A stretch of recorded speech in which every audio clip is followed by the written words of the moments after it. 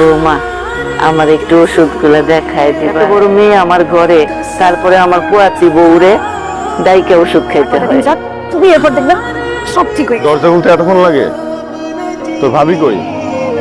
তোর ভাবি এই অবস্থায় সব কাজ ওই করে, তুই তো হেল্প করতে পারছিস হাতে মোবাইলটা থাকে ওইটা দেখোস, বইটাও যে হাতে থাকে ওইটা তো দেখোস না। আমি দেখি না, অদৃশ্য কোনো জিনিস আমি দেখি না। শরীর কেমন, টাকা খরচ হবে এটা চিন্তা করে আবার অসুখ লুকায়ও না। খারাপ লাগলে বলবা, ডাক্তারের কাছে নিয়ে যাও। খাও না এখন? ডাক্তার না বলছে তোমাকে 8টার মধ্যে ওষুধ খেয়ে ফেলতে? ভুলে গেলে চলবে? আমি ভুলি নাই, আমার ঠিকই মনে আছে। মনে থাকলে খাও নাই কেন? এই যে তুমি অফিস করে ক্লান্ত শরীরেও আমার ওষুধের কথা ভুলো না। আমি যদি নিজের ওষুধ নিজেই খেয়ে নিই তাহলে এত রাত যত্ন সহকারে আমাকে ওষুধ খেয়ে খাইয়ে দেবো বলো? যে তুমি পুরো সংসারটা এত সুন্দর করে আগলা রাখো, আমারও তো উচিত তোমাকে খুব যত্ন সহকারে আগলা রাখা। কে আছে এমন তুমি ছাড়া? আগে 100 টাকা দেবা। মানি ব্যাগেই তো আছে, নিয়ে নাও। কি করো?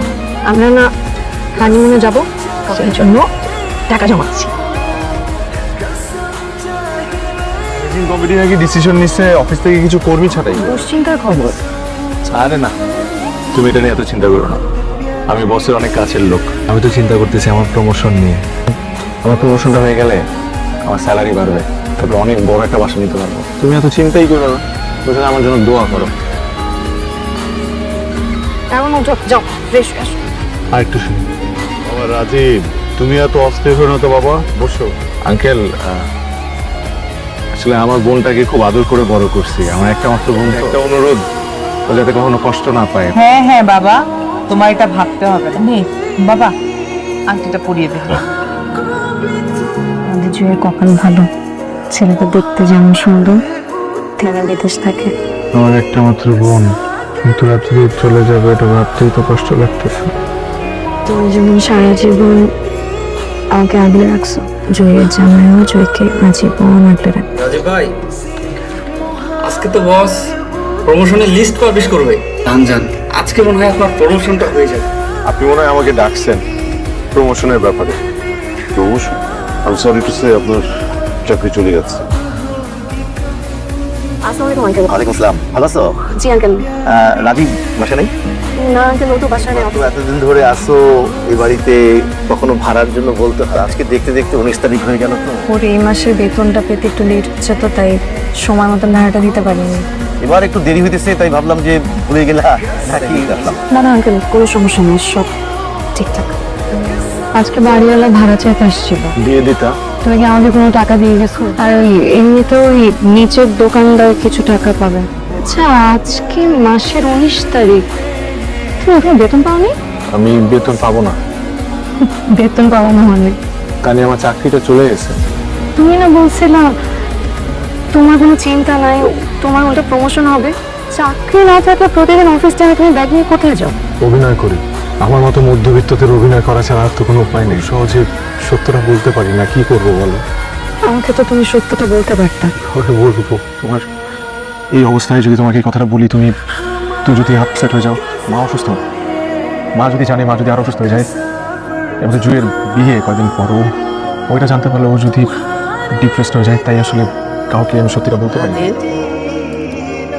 আমার ওষুধ শেষ, তোরে তো বললাম তো নিজে এসে খোঁজ নিতে ওষুধ শেষ হয়েছে কিনা। আমাকে 1000 টাকা দে তো।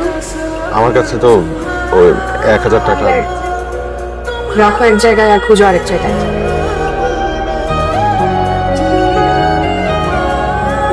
এত ভুলো মানা হলে হবে? ওর বাপের মতো হয়েছে, ওর বাবাও এরকম ভুলামন ছিল। মানি ব্যাগে তো টাকা ছিল না, ওই ব্যাংকে তো। তো তোমার আবার যখন চাকরি হবে তখন আমাকে আরো বেশি বেশি টাকা দিবে। আমরা হানিমুনে যাওয়ার জন্য আবারও টাকা চাই। রাজীব, কি অবস্থা? কেমন আছো তুমি? আমি ভালো আছি, তুমি কেমন আছো উর্বশী? আমাকে চিন্তা পেয়েছো তাহলে? অনেকদিন পর দেখা, গাড়িতে চলো, অনেক কথা আছে তোমার সাথে। আরে কি আমতা আমতা করতেছো, গাড়িতে আসো। নাকি তোমার কলার ধরে তুমি কিডন্যাপ করতে হবে? না ভাবি, টিউশনে জোগাড় করে দিতে পারবে? এই অবস্থায় টিউশনি করা যায়? আসলে ডাক্তার আমাকে হাঁটাচলা করতে বলছে, তো এখন বাসা আমাকে কোথায় হাঁটাচলা করবো বলে, বসে বসে টিভি দেখি। তাই ভাবলাম যেভাবে যদি একটা টিউশন করাতাম, আমার টিউশনিটাও হতো না। ঠিক আছে ভাবি, টাকাটা আসি। তোমারে কতবার বলছি এই সুর নিয়ে মেশিনে না বলতে আমার আসলে ডাক্তার তো বলছে আমার একটু হাঁটাচলা করতে, বাসার মধ্যে কোথায় হাঁটাচলা করবো? বুড়ি বইলা এইসব যাতা বুঝাইলে আমি বুঝবো? আমি বুঝি না কোনটা ব্যায়াম কোনটা কি। কতদিন পর তোমার সাথে দেখা, এত গল্প করলাম, খুব ভালো লাগছে। আমরা উঠি, চলো। এখনই উঠবা? একটু থাকো। আমি বললাম না আমার বাজারে যেতে হবে। Oh excuse me. Thank you. এটা কিন্তু আমি দিব। না না, বিলটা তুমি যে দেখায় না, আমি একটা ছেলে মানুষ, আমি এখানে বসে আছি, তুমি বিল দিবে একটা মেয়ে মানুষ হয়ে। বিলটা আমার দেওয়া এটা ঠিক বলছো, অড লাগে। নাও তুমি দাও। আর তাছাড়া আমি তো এমনিতে তোমার বিয়ের ট্রিট পাই না, দাও। না কিছু না, আমি দিই বিলটা নাকি? কি ব্যাপার, তোমার বাজার কই? মানি ব্যাগ, পকেট মার রাস্তা দিয়ে যাওয়ার সময় নিয়ে গেছে। হায় হায়, কি বল? ঢাকা শহরে বসবাস করতে হলে এমন একটু একটু সিচুয়েশনে পড়তে হয়। এখানে বাজারের লিস্ট আছে, বাজারগুলো নিয়ে আসো। বাজার? পিছে টাকা। টাকা কোথায় পেয়েছো? হাতে বালা দুইটা বন্ধক রেখে কিছু টাকা আছে। তোমার বাবা মাকে ছেড়ে আমার কাছে চলে আসছো, আর আমি তোমাকে অভাব অনটনের মধ্যে রাখছি। তোমার এমন পরিস্থিতিতে পাশে থাকা সত্ত্বেও তুমি যদি এভাবে ভেঙে পড়ো, তাহলে আমি থাকার মানে, তাছাড়া আমাদের এই পরিস্থিতি তো সবসময় থাকবে না। দেখবা খুব তাড়াতাড়ি আল্লাহ আমাদের এই বিপদ থেকে উদ্ধার করবে। তোমার বাবা? আমি তো তোমার কাছে খালি হাতে আসছিলাম, তোমার প্রয়োজনে তোমাকে দিচ্ছি। তোমার যখন আবার চাকরি হবে, তখন তুমি আমাকে আবার বালা কিনে দেবে।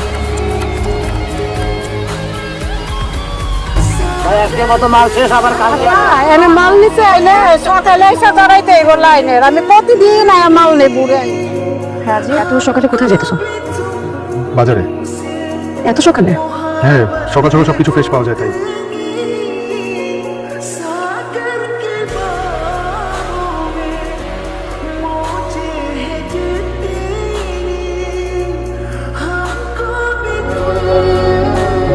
আপনারা সবাই সিরিয়াল ধরেন, সিরিয়াল না ধরে কাউকে দিব না, বন্ধ। আর কাজ কি হবে তোমার? তুমি টিসিবি ট্রাকের লাইনে দাঁড়িয়ে বাজার সদাই কিনছো, মানুষ থেকে কি বলবে? কি বলবে সেটা সেটা ভাবার সময় আমার এখন নাই তানিয়া। এখন এখান থেকে কিনে আমি যদি কিছু টাকা বাঁচাইতে পারি, এর ক্ষতি কোথায়? আর এমন তো না যে আমি ওখান থেকে ভিক্ষা করে আনছি, আমি টাকা দিয়ে আনছি। তাহলে এখানে লজ্জা? আমি পরিস্থিতির শিকার, পরিস্থিতি আমাকে বাধ্য করছে, এটা সত্য। সম্মান হারানোর ভয়ে না পারতেছি রিক্সা চালাইতে, না পারতেছি হকারি করতে।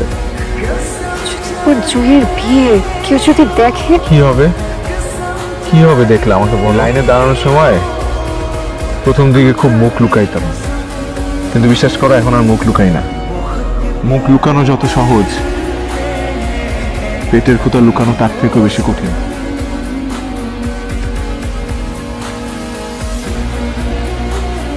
কোয়ালিফিকেশন তো ভালো, কিন্তু আসলে এই এই পরিস্থিতিতে আপনাকে আমরা নিতে পারতেছি না। আপু, আমার চাকরিটা খুব দরকার ভাই, একটু বোঝার চেষ্টা করেন। আচ্ছা, যদি কখনো লাগে আমরা কন্ট্যাক্ট করবো আপু, এখন পারতেছি না। বুঝবি তো আসলে চাকরির বাজার এখন, তারপরেও আমি যথাসাধ্য চেষ্টা করতেই হবে। চেষ্টা করবো, আমি অবশ্যই চেষ্টা প্লিজ পারছেন, প্লিজ। চেষ্টা করবো। আপনাকে আগেও বলেছি ঠিক মতো খাওয়া দাওয়া করতে হবে, তা না হলে বাচ্চা পুষ্টিহীন হবে। ফলমূল, কলিজা, এই জাতীয় জিনিসগুলো আপনাকে বেশি করে খেতে হবে। তাছাড়া প্রেগন্যান্সিতে যতটুকু ওয়েট একজন মায়ের থাকতে হয়, সেটাও কিন্তু আপনার নেই, ওয়েট অনেক। ওষুধগুলো লিখে দিচ্ছি, এগুলো ঠিক মতো খাবেন, আয়রনগুলো চলবে, ক্যালসিয়ামগুলোও চলবে। তুমি খুশি হও নি? বাবা হিসেবে আমার সবচেয়ে খুশি হওয়ার কথা, কিন্তু খুশি হতে পারতেছি না, কারণ আমার মাথার মধ্যে হাজারটা চিন্তা। নাই আমার চাকরি, চারটা মানুষের সংসার যে কিভাবে চলতেছে আল্লাহই জানে। তুমি সবসময় বেশি চিন্তা করো, দেখবে সব ঠিক হয়ে যাবে। ভাবি, ভাবগুলো একটু মোটা মনে হইতেছে না?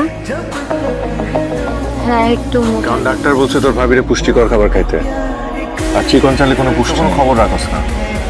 মেশিনের মাধ্যমে মোটা চাল খাইতে চিকন করা হয়, যেগুলোর মধ্যে কোনো পুষ্টিগুণ থাকে না। এইটা কয়দিন খাইলে অভ্যাস হয়ে যাবে, একটু কষ্ট করে খা। আমরা আমাদের আত্মীয় স্বজনের সাথে কথা শেষ 10 তারিখের মধ্যে আমরা বিয়ের প্রোগ্রামটা শেষ করে ফেলি। একটু মানে একটা কথা আছে, এটা যদি একটু পিছানো যায় কয়টা দিন, তাহলে খুব ভালো হয়।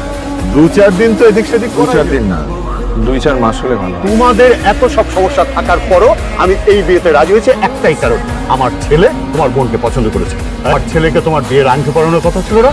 আরে পরাবে কিভাবে? তুমি তো থাকো টিসিবি ট্রাকের সামনে লাইনে দাঁড়িয়ে থাকো চাল ডাল কেনার জন্য। আঙ্কেল, আমার অবস্থাটা একটু বোঝার চেষ্টা করে। যা বোঝার বুঝে গেছে। তোমাদের অবস্থা দেখে যা মনে হচ্ছে তাতে এই বিয়ের জন্য আমাদের আর আগানো ঠিক হবে না। কেমন করলি তুই? আমার মেয়ের এমন ভালো সম্বন্ধটা ভেঙে দিলি। তুই তো আগে এমন ছিলি না। গত 2টা মাস ধরে আমি দেখতেছি খরচ দিবি তো দূরের কথা, এবার কোচিংয়ের টাকাটা পর্যন্ত তুই দেখতেছ। তুমি মিতুলের বাবাকে একবার বুঝাই বলতে পারতো। থামো বৌমা, আমি সব বুঝে ফেলাই। কয়দিন পরে তোমাকে বাচ্চা হইবো, এই জন্য আমার মায়ের বিয়াটা ভাঙিয়ে দিছস। তুই এখন আর খরচ করতে চাইতেছিস, তুই একটা স্বার্থপর। আমি একজন স্বার্থপর সন্তান, আমি একজন স্বার্থপর ভাই, আবার কখনো কখনো আমি একজন স্বার্থপর স্বামী। আমার বাপ যখন মারা যায় তখন আমার বয়স কত ছিল? সেই বয়স থেকে আমি পুরো সংসারের হাল ধরছি। মা, তুমি আজকে আমার স্বার্থপর বইলা বলাইলা। নিজের সংসারের দায়িত্ব নিছি, পাশাপাশি নিজের পড়াশোনা চালাই গেছি। আমি তো স্বার্থপর, কারণ আমি তো তোরে মোটা চালায় ভাত খাওয়াইছি। আমি তোর হাতে কিন্তু আগের দিনগুলোর কথা মনে করে দেখ না একটা। কি তোর আমার কাছে চাইতে হয়েছিল টাকা? চাইতে হয় মাস যে আমি আমার ওষুধ কিনতে পারি নাই, আমার ভিতরে যে কি গেছে এটা শুধুমাত্র আমি জানি। কিন্তু কখনো তোমরা একটাবার আমাদের জিজ্ঞেস করছো যে আমার এই অবস্থা কেন? আমার এই অবস্থা কারণ আমার 2টা মাস যাবত কোনো চাকরি নাই। এই মানুষটা জানে শুধুমাত্র। তোমরা কষ্ট বাবা, তোমাদের আমি বুঝতে দেই নাই। একটা মানুষ যে পুরো পরিবারটা চালায়, যেমন পরিবারের মানুষের জন্য করতে পারে না, সেটা যে কত কষ্টের, কত লজ্জার, তোমরা কেউ বুঝবা না। তোর স্বভাব তো পূর্ণ করতে পারছি না। আমার মাফ করে দাও মা, তোর পাও ধরতে হতো, আমার মাফ করে দে, আমার তুই মাফ করে দে। আমি শান্ত দিনের পর দিন এই অভিনয় আমি আর করতে পারতেছি না। কি চাই? কি চাই?